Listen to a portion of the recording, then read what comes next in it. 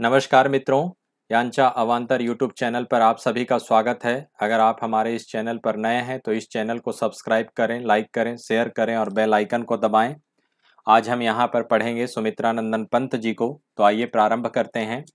सुमित्रानंदन पंत का जन्म अल्मोड़ा के कैशानी गांव में 20 मई 1900 ईस्वी को हुआ था।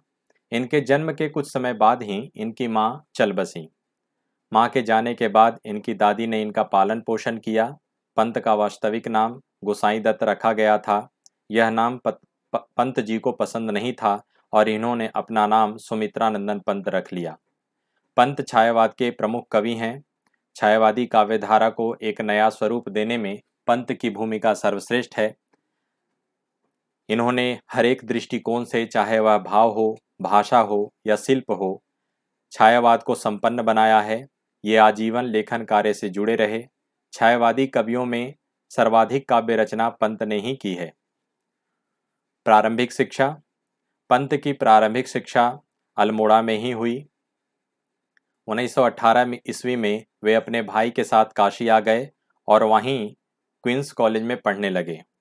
10वीं पास करने के बाद पंत इलाहाबाद गए और इंटर तक अध्ययन किया। 1919 ईस्वी में महात्मा गांधी के सत्याग्रह से प्रभावित होकर अपनी शिक्षा अधूरी छोड़ दी और स्वाधीनता आंदोलन में सक्रिय हो गए। इन्होंने हिंदी, संस्कृत, अंग्रेजी और बंगला का स्वाध्याय किया। प्रमुख काव्य कृतियाँ। विद्वानों ने इनकी काव्य कृतियों को 4 भागों में बांटा है: छायावादी काव्य, प्रगतिवादी काव्य, अंतश्चेतनावादी काव्य और नवमानवतावादी काव्य। छायावादी काव्य के अंतर्गत इनके निम्नलिखित काव्य हैं: पहला उच्छ्वास, जो 1920 ईस्वी में लिखा गया। दूसरा ग्रंथि 1920 ईस्वी में। तीसरा वीणा 1927 ईस्वी में। पल्लव 1928 ईस्वी में।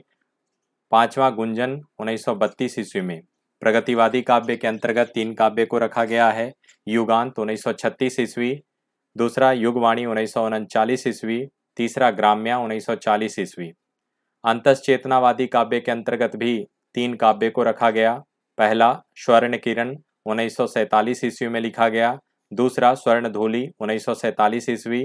तीसरा युगपथ 1949 ईस्वी। चौथा नवमानवतावादी काव्य, इसके अंतर्गत भी निम्नलिखित काव्य को रखा गया है, जो इस प्रकार है: पहला उत्तरा 1949 ईस्वी। दूसरा कला और बूढ़ा चांद 1959 ईस्वी। तीसरा अतिमा 1955 ईस्वी। चौथा लोकायतन 1964 ईस्वी और पांचवा चिदंबरा 1958 ईस्वी।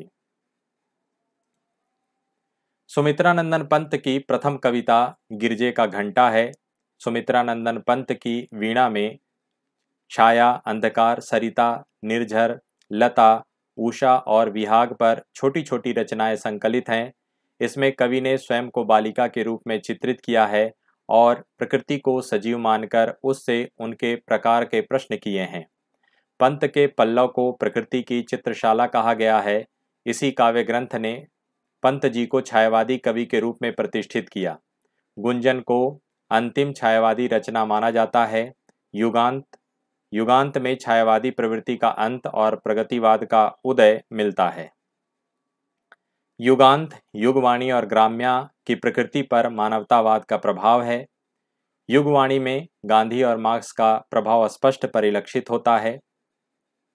सुमित्रानंदन पंत की कृतियों में प्रथम रश्मि, छाया, बादल, एक तारा, नौका बिहार, कलख, पुण्य प्रसून, झंझा में नीम, ग्रामश्री, हिमाद्री, पतझर और कुर्मांचल के प्रति प्रकृति संबंधी श्रेष्ठ कविताएं हैं।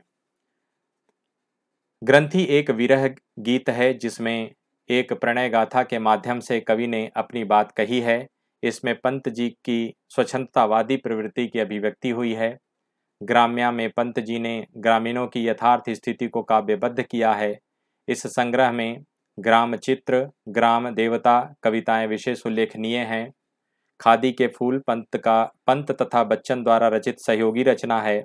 सुमित्रानंदन पंत के घनिष्ठ मित्रों में से एक थे बच्चन, हरिवंशराय बच्चन जी। स्वर्ण किरण, स्वर्णधूलि, युगांत, उत्तरा, रजशिखर, शिल्पी, अतिमा, सौवर्ण्य, वाणी से भी सभी रचनाएं आध्यात्मिक हैं और इन पर अरविंद दर्शन का प्रभाव है। पंत जी का लोकायतन एक महाकाव्य है और महात्मा गांधी के जीवन पर लिखा गया है। पंत जी को संवेदनशील इंद्रिय बोध का कवि कहा जाता है। इनके महत्वपूर्ण कथन इस प्रकार हैं। पहला, सुंदर हैं विहग सुमन सुंदर, मानो तुम सबसे सुंदरतम। दूसरा, सुंदर विश्वासों ही से बनता रे सुखमय जीवन, ज्यों सहज सहज सांसों में चलता उर का मृदु स्पंदन।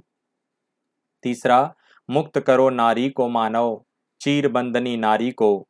चौथा, वियोगी होगा पहला कवि, आह से उपजा होगा गान, उमड़कर आंखों में चुपचाप वही होगी कविता अनजान।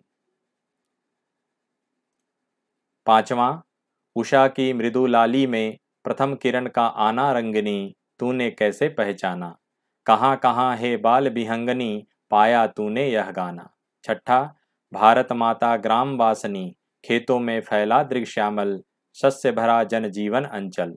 सातवां, सामूहिक जीवन रचना कर तर सकते दुख सागर जनगण। आठवां, प्रगतिवादी और प्रयोगवादी छायावाद की उपशाखाएं हैं। ये मूलतः एक ही युग चेतना अथवा युग सत्य से अनुप्राणित हैं और एक दूसरे की पूरक हैं। नौवां, प्रगतिशील कविता वास्तव में छायावाद की ही एक धारा है। दोनों स्वरों में जागरण का उदात्त संदेश मिलता है, एक में मानवीय जागरण का, दूसरे में लोक जागरण का। 10वां, छोड़ द्रुमों की मृदु छाया, तोड़ प्रकृति से भी माया, बाले तेरे बाल जाल में कैसे उलझा दूं लोचन। 11वां कथन है, अरुण अधरों की पल्लव प्रात, मोतियों सा हिलता हिमहास। 12वां, सैकत शैया पर दुग्ध धवल, तनवंगी गंगा ग्रीष्म विरल, लेटी हैं श्रांत क्लांत निश्चल, तापस बाला गंगा निर्मल, शशि मुख से दीपित मृदु करतल, लहरे उर पर कोमल कुंतल। 13वां, इस धारा सा ही जग का क्रम, शाश्वत इस जीवन का उद्गम, शाश्वत है गति शाश्वत संगम। 14, तुम्हारे छूने में था प्राण, संग में पावन गंगा स्नान, तुम्हारी वाणी में कल्याणी त्रिवेणी की लहरों का गान। 15वां कथन है, धूम धुआरे काजर कारे, हम ही बिकरारे बादर, मदन राज के वीर बहादुर पावस के उड़ते फणिधर। 16, धूली की ढेरी में अनजान छिपे हैं मेरे मधुमय गान। 17, द्रुत झरो जगत के जीर्ण पत्र, हे शस्त्र ध्वस्त हे शुष्क शरण, हिमताप पीत मधुवात भीत, तुम वीत राग जड़ पुरा चीन। 18, लक्ष्य अलक्षित चरण तुम्हारे चिन्ह निरंतर, छोड़ रहे हैं जग के विक्षत वक्षस्थल पर। 19वां, तुम वहन कर सको जन मन में मेरे विचार, वाणी मेरी चाहिए तुम्हें क्या अलंकार। 20वां कथन है, भूतवाद उस धरा स्वर्ग के लिए मात्र सोपान, जहां आत्मदर्शन अनादि से समासीन अम्लान। सुमित्रा नंदन पंत जी को पुरस्कार और सम्मान भी दिए गए, जो इस प्रकार हैं। सुमित्रा नंदन पंत जी को चिदम्बरा के लिए भारतीय ज्ञानपीठ पुरस्कार से सम्मानित किया गया 1968 ईस्वी में। लोकायतन के लिए सोवियत नेहरू शांति पुरस्कार दिया गया। कला और बूढ़ा चांद के लिए साहित्य अकादमी से सम्मानित किया गया 1961 ईस्वी में। और हिंदी साहित्य की इस अनवरत सेवा के लिए उन्हें पद्म भूषण से अलंकृत किया गया 1961 ईस्वी में। सुमित्रा नंदन पंत जी का निधन 28 दिसंबर 1977 को हुआ।